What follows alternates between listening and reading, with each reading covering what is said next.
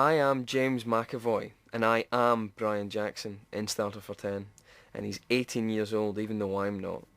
And he has just started university, and it's the biggest thing in his life because all he ever wanted to do really was learn. And in a weird way, kind of show off the fact that he has learnt so much.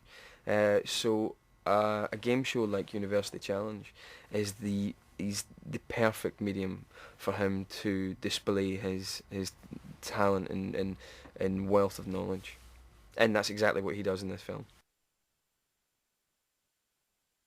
It's a coming of age story about what it is to be at university, what it is to go through that time in your life where you first of all move away from home, and you stop being with the the influencing factors around you, which up until then have been for probably 13 years of your life, from the age of 5 to the age of 18, have been educational institutions, school. You've been in full-time education for 13 years, and your parents and your friends.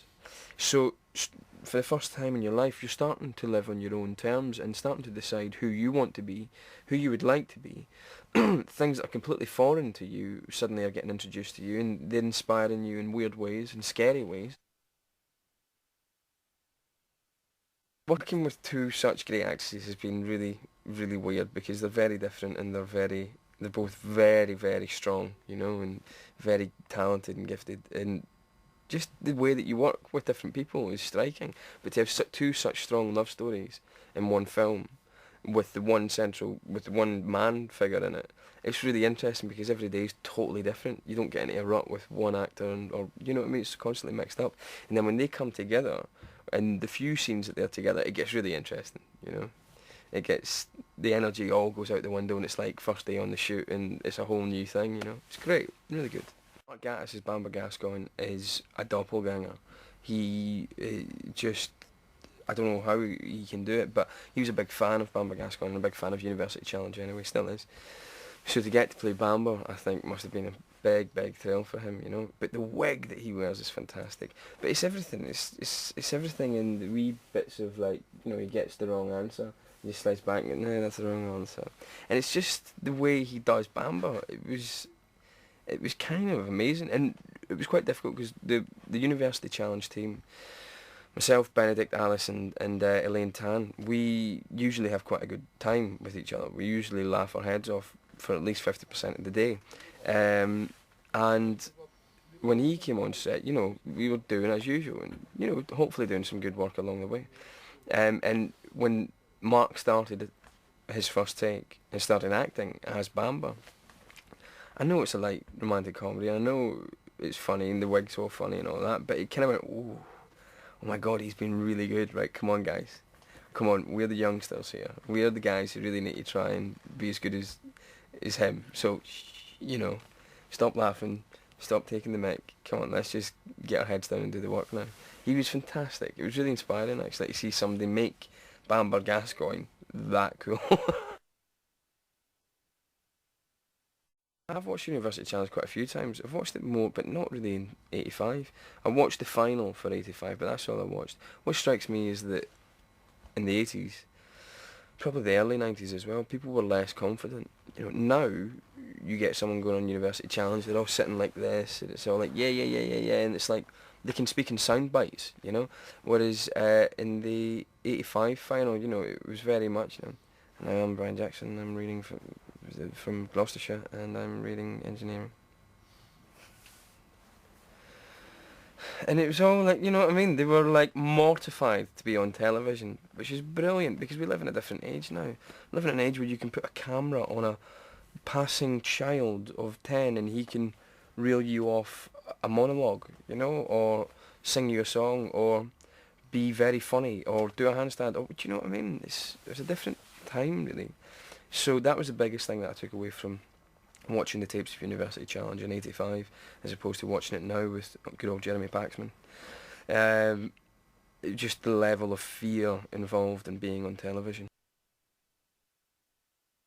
It's one of the biggest things in his world because all he's ever been good at really is knowing things, is knowing what he describes as useless pieces of knowledge.